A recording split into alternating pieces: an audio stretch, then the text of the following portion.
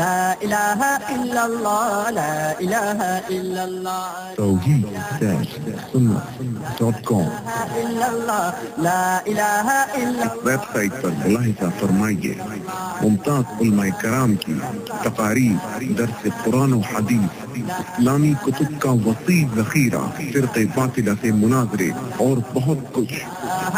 إلا الله لا إله إلا الله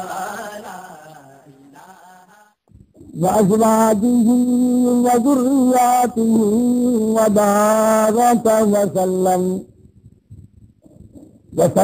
تسليما كثيرا كثيرا.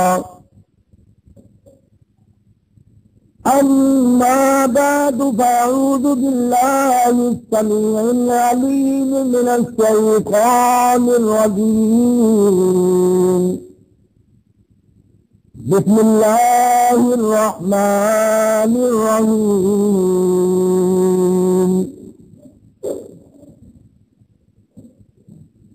ربنا وابعث فيهم رسولا منهم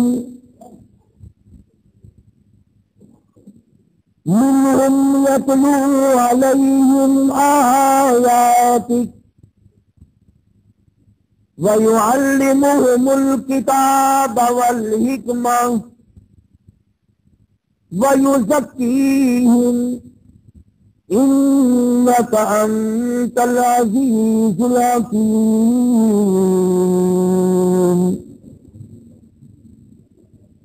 لقد من الله على المؤمنين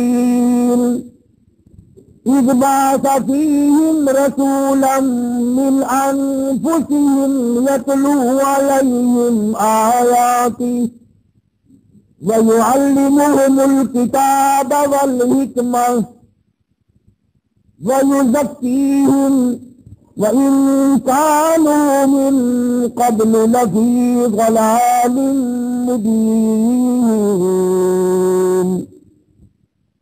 وقال النبي صلى الله تعالى عليه وسلم الفقر فقري. وقال النبي صلى الله تعالى عليه وسلم من تشبه بقوم فهو منهم. وقال النبي صلى الله تعالى عليه وسلم المرء مع من أحبه.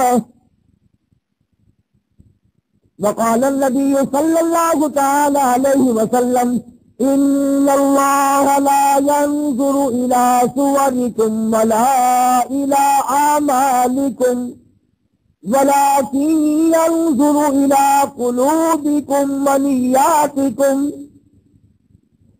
صدق الله مولانا العلي العظيم وصدق رسوله النبي الكريم ونحن على ذلك لمن الشاهدين والشاكرين والحمد لله رب العالمين.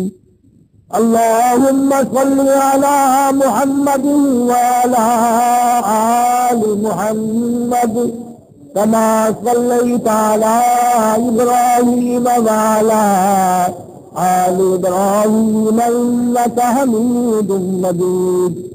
اللهم بارك على محمد وعلى آل محمد كما باركت على إبراهيم وعلى آل إبراهيم إنك حميد مجيد. کی سورت طیبہ اخلاق حسنہ، آپ کے اوصاف کمالہ، سائی جمیلہ ذکر کر رہا تھا. آج کیونکہ 10 ربیع الاول ہے، شہنشاہ کائنات، مفخر موجودات، سرور دو عالم، روح دو عالم،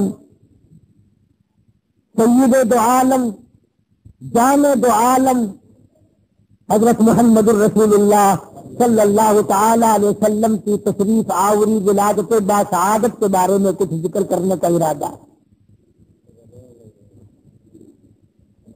مسائل تو بے شمار ہیں، کس چیز کو آدمی بیان کرے.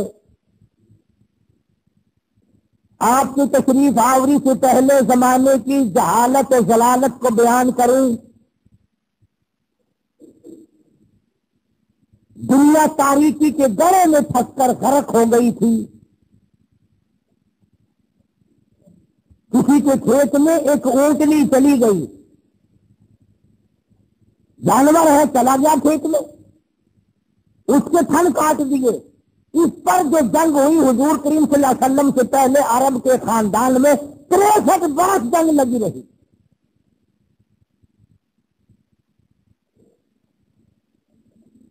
وہ عرب جس کی تہذیب و تمدن اس قدر بگڑ گئی تھی، بیت اللہ کے دروازے پہ کھڑے ہو کر کے لوگ کہا کرتے تھے اور میں سب سے بڑا ہوں اس لیے کہ میرے ماں باپ کا 1000 عورتوں سے یارانہ تھا۔ اتنی بگڑی ہوئی تہذیب، انسانیت تباہ ہو گئی تھی، ایمان و یقین کا نام و نشان نہ تھا، عمل نہ تھا، اخلاق نہ تھا، کردار نہ تھا، کوئی انسان کو جاننے والا نہ تھا، تمام کائنات خدا کو فراموش کر چکی تھی۔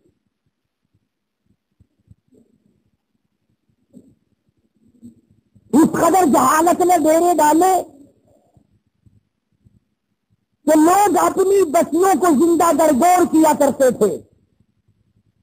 قرآن کریم ہے فرمایا وَإِذَا الْمَوْءُودَةُ سُئِلَتْ، میں پوچھوں گا کہ جرم میں تم نے ان بچیوں کو قتل کیا۔ بِأَيِّ ذَنبٍ قُتِلَتْ، بتاؤ کیا خطا کی انہوں نے، کیا جرم کیا تھا۔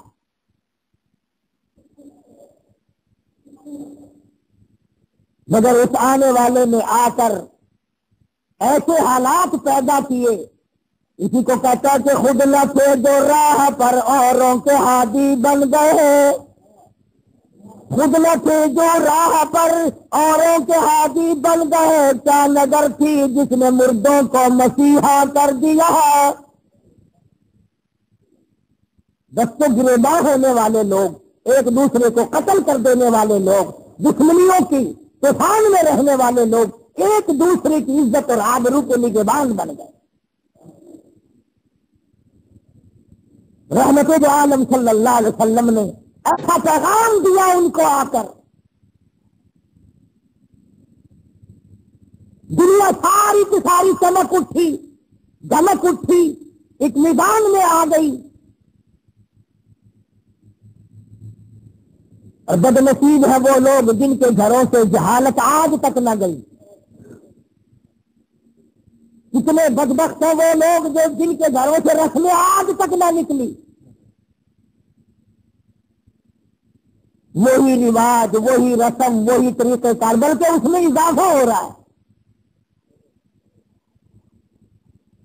حضور کریم صلی اللہ تعالی علیہ وسلم کی تشریف آوری کے 12 ربیع الاول کے دن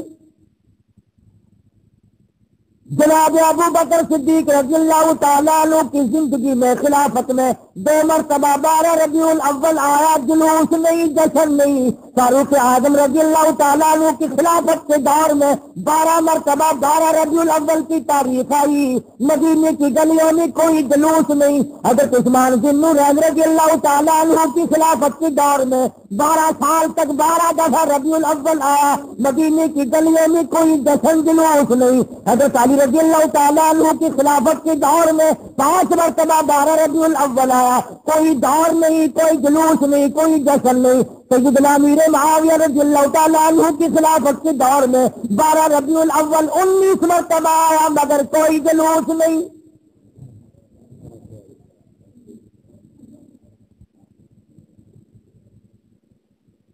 امام ابو حنیفہ رحمت اللہ علیہ کی زندگی میں 40 مرتبہ 12 ربیع الاول آیا، کوئی جلوس نہیں، کوئی جشن نہیں۔ امام احمد بن حنبل رحمت اللہ علیہ کی زندگی میں 35 مرتبہ 12 ربیع الاول آیا، کوئی جلوس نہیں، کوئی جشن نہیں۔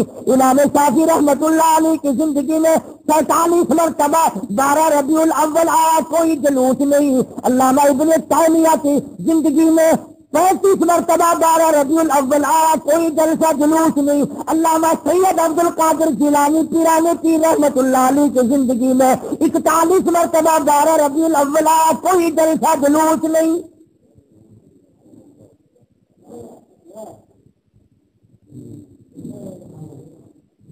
سلطان عالمگیر رحمت اللہ علیہ ہندوستان کا بادشاہ اتنا بڑا متقی پرہیزگار ہے، ساری زندگی میں ایک رات بھی تہجد کی قضا نہیں ہوئی، مگر 12 ربیع الاول کا جلوس دلی کے بازار میں دیکھا نہیں، چاندنی چوک میں سے کبھی گزرا نہیں، خواجہ شمس الدین التمش کی زندگی میں نہیں گزرا، سلطان عالمگیر کی زندگی میں نہیں نکلا، ناصر الدین محمود کی زندگی میں نہیں نکلا، غیاث الدین بلبند کی زندگی میں جلوس نہیں نکلا، اور تمہیں آج بھی تمہیں بات بتلاؤں، قائد اعظم کے ہوتے ہوئے پاکستان میں جلوس نہیں نکلا، خواجہ ناصر الدین کی حکومت میں 12 ربیع الاول کا جلوس نہیں نکلا، ایوب خان کی حکومت کے موقع پر 12 ربیع الاول کا جلوس نہیں نکلا، یحییٰ خان کی دور میں نہیں نکلا، یہ بھٹو نے شروع کیا، رضا الحق نے آگے بڑھ کر اس کی تکمیل کی۔ تمہیں پتہ نہیں ہے یہ نبی کا جلوس نہیں ہے، چور جب چوری کرتا ہے کتوں کو ٹکڑا ڈالا کرتے ہیں، یہ بھونکے نہ، تمہیں تماشے میں لگا کر اپنا کام کرنا چاہتے ہیں۔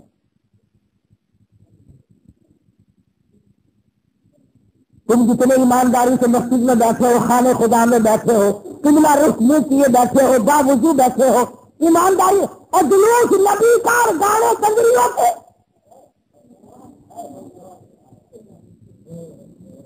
اندازہ لگا امام الانبیاء محبوب کبریا حضرت محمد مصطفیٰ صلی اللہ تعالی علیہ وسلم کے دین کا مذاق نہ اڑاؤ، تماشا نہ بناؤ، کہیں تم ڈوب کے مرو، تماشا دنیا دیکھے۔ دیکھنا تو صحیح، کنجروں کے گانے، کنجریوں کے گانے، ملنگوں کے گانے، ملنگڑیوں کے گانے، جلوس اس بات پاک کا جس کو اللہ پاک نے عرش عظیم پہ تشریف میں جاتے وقت جوتے اتارنے کا بھی حکم نہ دیا۔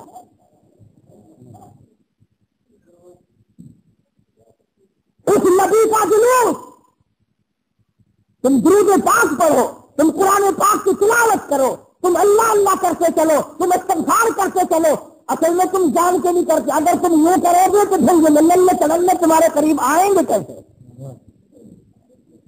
یہ چرسی، یہ ٹھنڈی، یہ بھنگی، یہ شرابی آئیں گے کیسے؟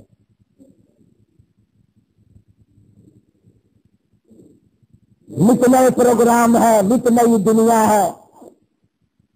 حضرت انس رضی اللہ تعالیٰ عنہ فرماتے ہیں میں نبی کریم صلی اللہ علیہ وسلم کے ساتھ ساتھ چل رہا تھا، دم سریتی کانوں میں آواز آئی، حضور کریم صلی اللہ علیہ وسلم نے رحمت والے ہاتھوں کی پیاری پیاری انگلیاں اپنے کانوں میں ڈال لی، دور تک تو تشریف لے گئے۔ اس کے بعد فرمایا اے انس وہ منحوس آواز کیا اب بھی آ رہی ہے؟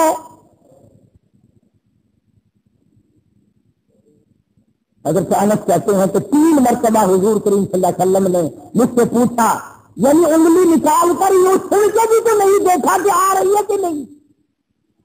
صحابی سے پوچھا، صحابی کہتا ہے جب میں دور ہم چلے گئے میں نے عرض کیا یا رسول اللہ اب نہیں آتی، آپ نے انگلیاں نکال لی اور فرمایا انس میری قوم میری امت جب گانے بجانے میں مستغرق ہو جائے گی خدا کی زمین پھٹ کر پھر لوگوں کو نگل جایا کرے گا۔